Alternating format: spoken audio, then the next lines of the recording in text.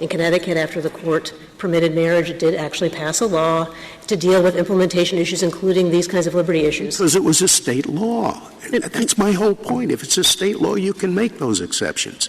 But if it's a constitutional requirement, I don't see how you can. And every state allows ministers to marry people, and their marriages are effective under state law.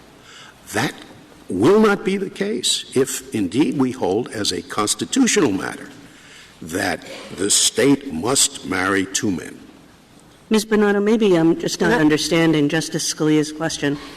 But, for example, there are many rabbis that will not conduct marriages between Jews and non-Jews, notwithstanding that we have a constitutional prohibition against religious discrimination.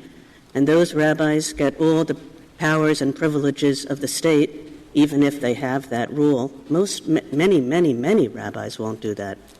That's precisely. It's called Congress shall make no law respecting the freedom of religion. Yes, and what leaves this question open. Yes, and I will just say very briefly.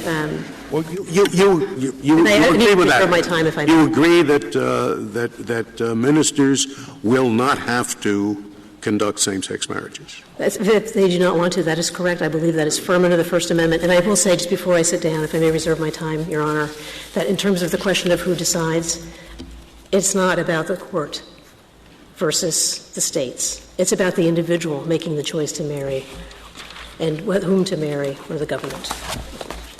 Thank you, counsel.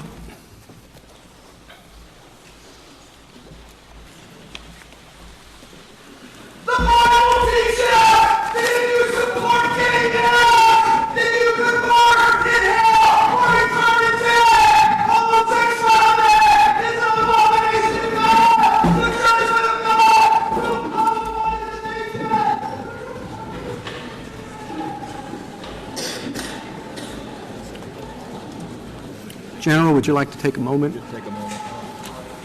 I will. Thank you, Mr. Chief Justice.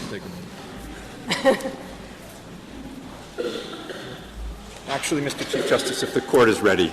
We're ready. Okay. It was rather refreshing, actually.